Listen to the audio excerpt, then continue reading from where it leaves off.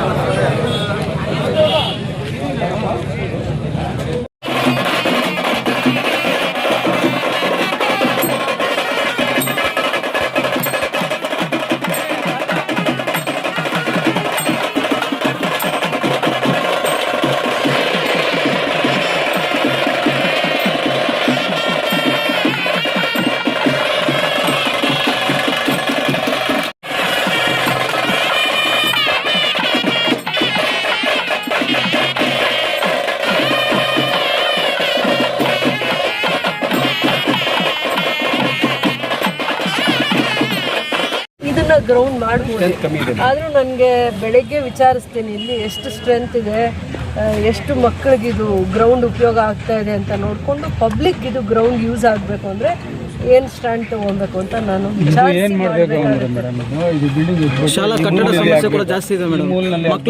ಹಾಳಾಗಿರೋ class ರೂಮ್ಸ್ನ demolish ಮಾಡಿ ಅದನ್ನ ಸ್ವಲ್ಪ ಕಾರ್ನರ್ಗೆ ತಗೊಂಡು ಬನ್ನಿ, ಆಮೇಲೆ ಇದು ಗ್ರೌಂಡ್ ಫುಲ್ಲು ಯೂಸ್ ಮಾಡ್ಕೊಳ್ಳಿ ಅಂತ ಇದ್ದಾರೆ.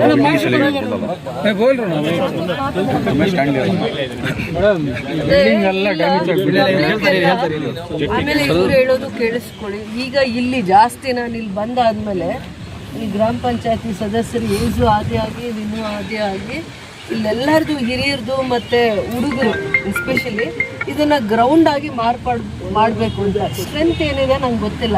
ತುಂಬ ಹಳೆ ಕಟ್ಟಡನ ಡೆಮಾಲಿಷ್ ಮಾಡಿ ಮತ್ತೆ ಹೊಸ ಕಟ್ಟೋಗ ಅದನ್ನು ಕಾರ್ನರ್ಸಲ್ಲಿ ಕಟ್ಕೊಂಡು ಇದು ಗ್ರೌಂಡ್ ಫುಲ್ಲು ಗ್ರೌಂಡ್ ಆಗಿ ಮಾಡ್ಕೊಳ್ಳೋಣ ಅಂತ.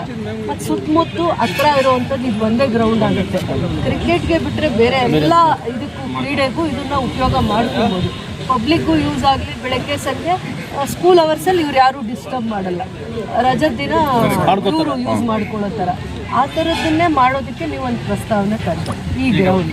ಇದು ಉರ್ದು ಸ್ಕೂಲಲ್ಲಿ 87 ಇದೆ ಮೇಡಮ್, ಕನ್ನಡ ಸ್ಕೂಲಲ್ಲಿ 135 ಇದೆ ಸರ್. ಎರಡೂ ಸ್ಕೂಲ್ ಇಲ್ಲೇ ಇರೋದು. ಆದ್ರೂ ಸ್ಟ್ರೆಂತ್ ಚೆನ್ನಾಗಿದೆ, ಸ್ಟ್ರೆಂತೇ ಚೆನ್ನಾಗಿದೆ. ಕ್ಲಾಸ್ ರೂಮ್ನ ಡಿಸ್ಟರ್ಬ್ ಮಾಡಿದಾಗ ಸ್ವಲ್ಪ ಸೈಡ್ಗೆ ಹಾಕ್ಕೊಳ್ಳೋಣ ಅಂತ ಇದಾರಲ್ಲ, ಅದೇನು ತಪ್ಪಲ್ಲ. ಕ್ಲಾಸ್ ರೂಮ್ ಸೈಡಲ್ಲಿ ಬಂದು ಗ್ರೌಂಡ್ ಮಧ್ಯ ಬರಲಿ, ಆ ಥರ ನೀವು ಪ್ಲಾನ್ ಮಾಡ್ಕೊಂಡು ಬನ್ನಿ. ಇನ್ನೂ ಒಂದ್ಸತಿ ಈಗ ಅದೇ ಈವ್ನಿಂಗ್ ಟೈಮ್ ಮಾತ್ರ ಬರ್ತಾರೆ.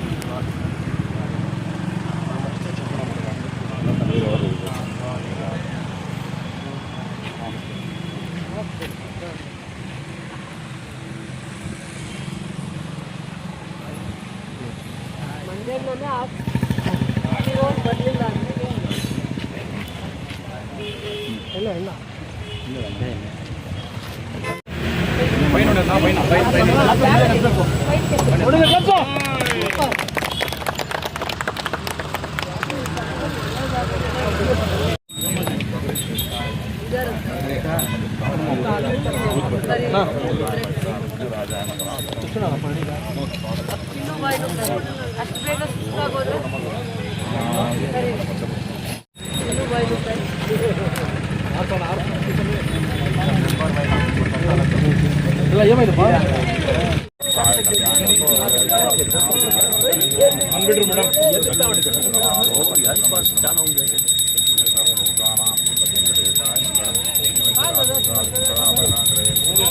ಕರಿಬೇಕಾ?